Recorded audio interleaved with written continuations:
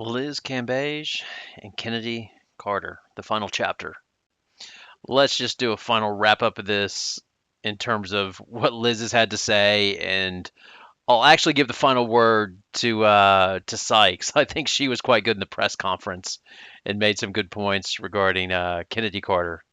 So first of all, if you haven't seen it, Liz posted something on Instagram. Let's read her statement. Playing for the Sparks was a dream come true, and I'm honored to have shared the court with such amazing ladies for as long as we did. I'm sorry to have left abruptly, and I wish it would have ended on a different note. I've decided to step away from the league for the time being, and I'm hopeful that the WNBA will do their part in creating safer environments and a stronger support system for their players. While I'll miss rocking the purple and gold, I'll be taking this time to focus on my healing and personal growth before providing clarification on past rumors. Thank you to all my supporters and family and friends for all the love and light you continue to surround me with.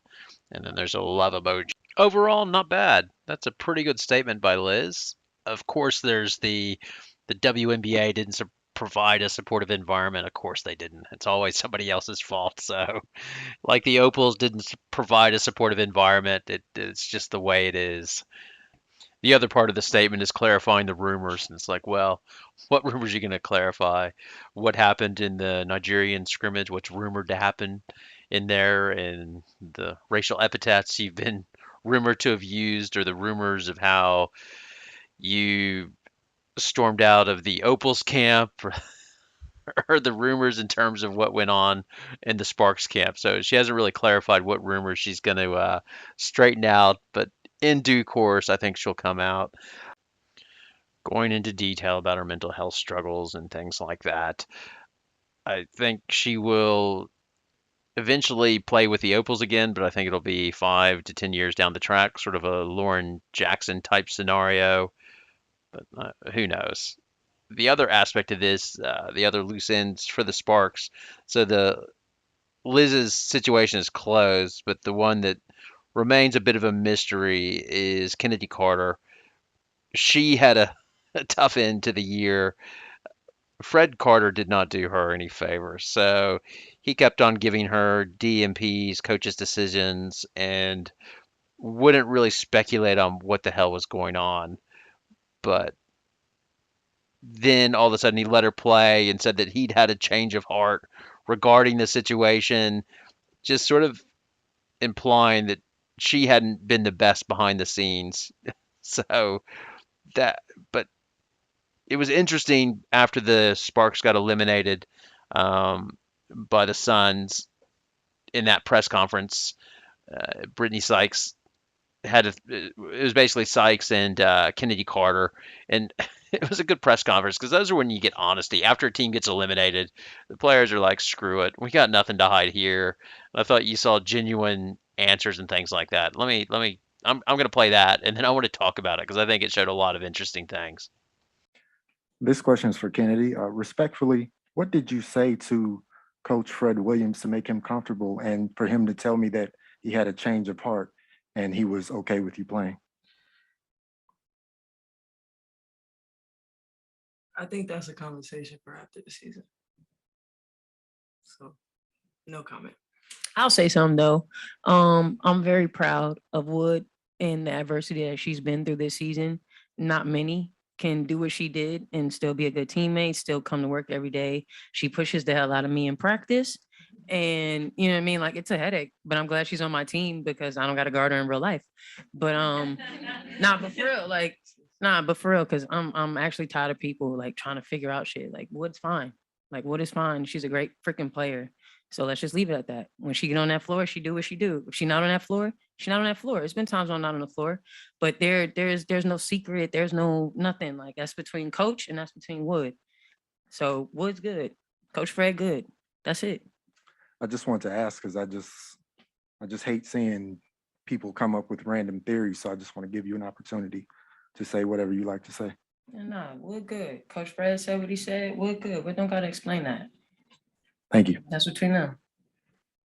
Any other questions? Okay, I read this as Sykes coming to Carter's defense and saying, "Hey, at least she showed up to work every day." I saw it as a little bit of shade to Liz, and I can't remember when Diggins Smith went down, but maybe some shade to her as well. And it's true.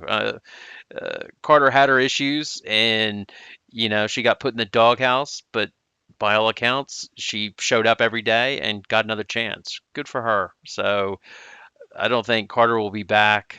Not sorry, not Carter, but I don't think Coach Fred Carter will be back. But I think Kennedy Carter will be back. I think they have to double down on this. They've given up a number 1 draft pick. They've got to see if she can work. She's young. I don't see. I made the joke before about the Sparks trading for Diggins Smith. I don't see that happening. I sort of made it a joke. Is I would like to see the drama, but really when I think about it, what I want is I'd love for Diggins Smith to go to Seattle. Yeah, this would be my dream scenario. Diggins Smith goes to Seattle. Sue Bird unretires, betrays Seattle, and signs with the Phoenix Suns. Well, not the Phoenix Suns, but the Phoenix Mercury.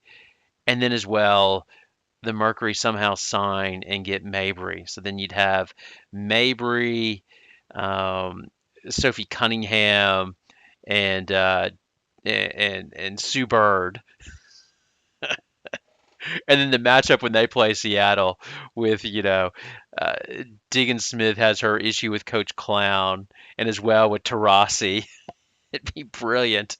And then as well, you would be able to get Cunningham going after Charles. That would just be great. And then just put a little bit of a Mabry anger in there as well. That would be It'd be like the old slap shot thing. Like during warm-ups, the team would be fighting in the middle of the court. There'd be blood all over the players after they have the fight during warm-up. That's what I'd like to see. All right, let's finish up with playoff predictions. So I got Connecticut over Dallas. I think Dallas is going to I think one of the 2 games there it'll be close, and then they'll choke it away in the fourth. I think with Johnson. I think Miller's too good of a coach, and but I am curious to see how Mabry goes as the number 1 with a Gumawale away. That should be interesting. I want to see if she can be a number 1. I don't think so. I don't think she finishes well enough at the rim, but I want to see it. Seattle over Washington. I think Deladon's too old. Chicago, I have them sweeping New York. I think New York's a fraud. I think they're going to get blasted by Chicago. We shall see. We'll see if Ionescu is the real deal or not, but I think they'll shut her down. And then I have Vegas sweeping Phoenix and just destroying them. But hey, Phoenix, don't feel bad. Your season, I mean, you've crawled through, sort of like Shawshank Redemption. You crawled through a football field of crap with your season, from Brittany Griner to Charles leaving you to the fight between not Sykes, between Diggins Smith and Tarasi to what was it after that? Then Diggins Smith calling the coach Clown.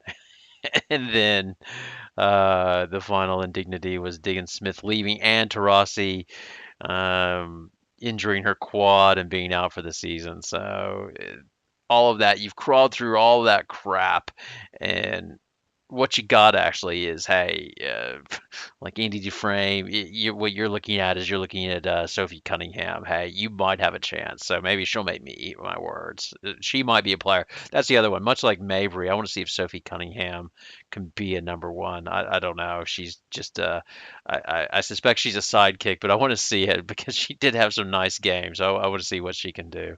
Thanks for watching. Leave your comments below. Love your poison. And tell me who you think's going to win each of the playoff games. Good night.